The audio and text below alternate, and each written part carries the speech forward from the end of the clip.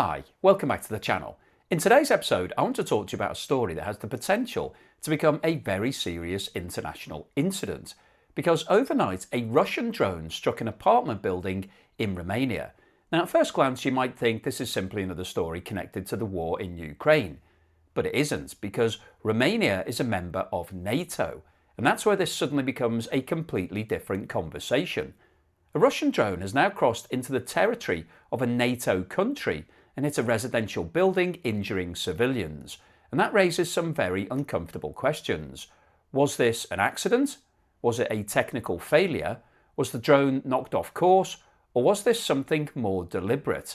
And perhaps most importantly of all, how does NATO respond when one of its member states is struck by a Russian weapon?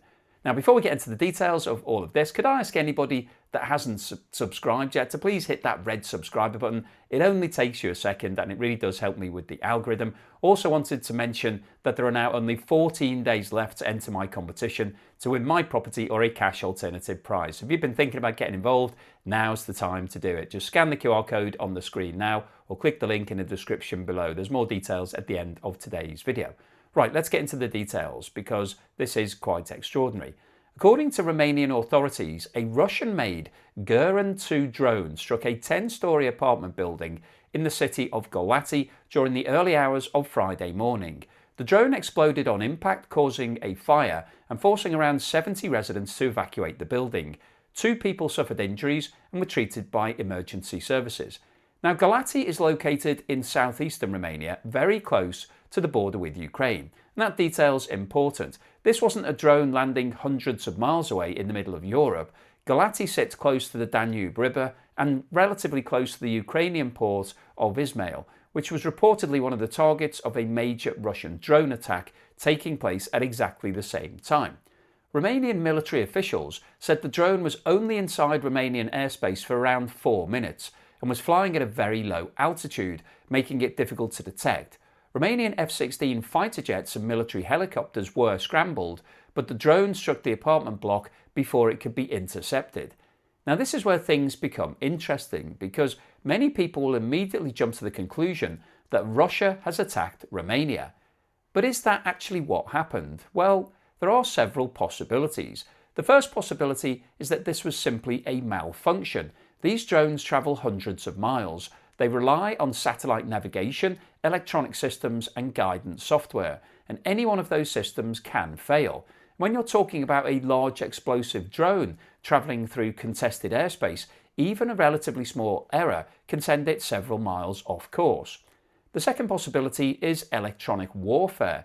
Both Russia and Ukraine are now heavily engaged in GPS jamming and electronic disruption. In fact, we've seen a growing number of incidents across Europe where drones have crossed into neighbouring countries after apparently being disrupted or redirected during military operations.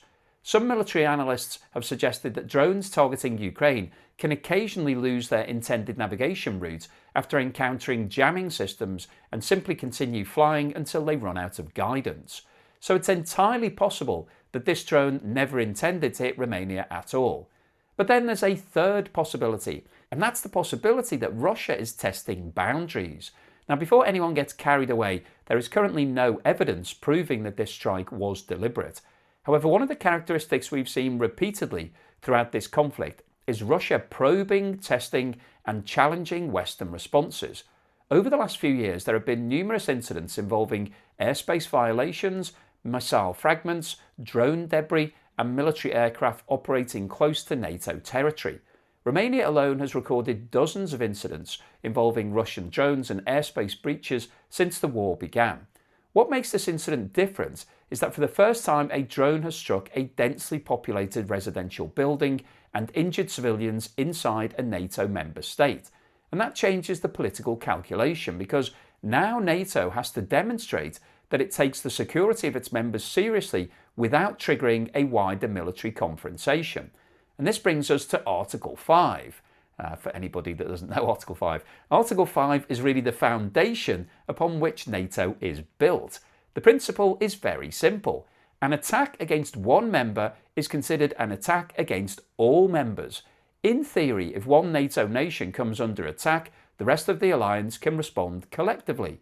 Now, it's important to understand that Article 5 is not automatic. There isn't a giant red button that gets pressed the moment something happens.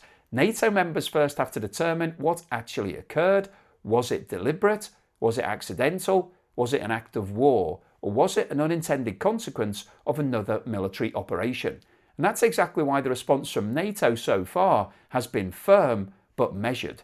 NATO officials condemned what they described as Russia's reckless behaviour and reaffirmed their commitment to defending alliance territory.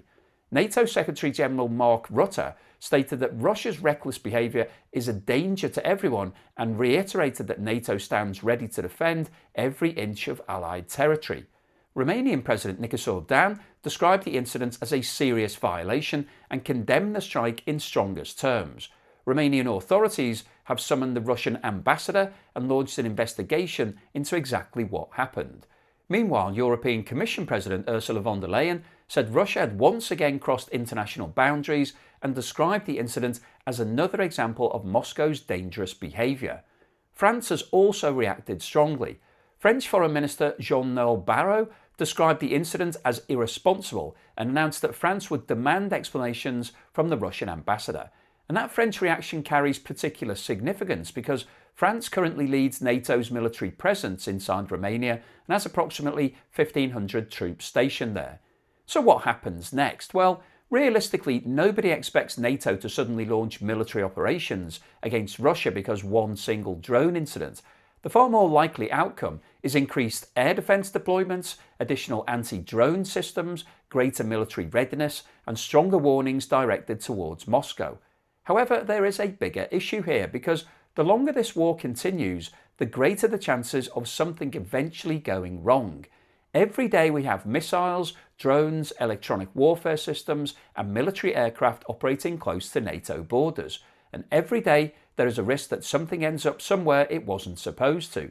Most of the time these incidents end with debris landing in fields. Most of the time nobody gets hurt. But this time civilians were injured. And that means the margin for error is becoming smaller and smaller.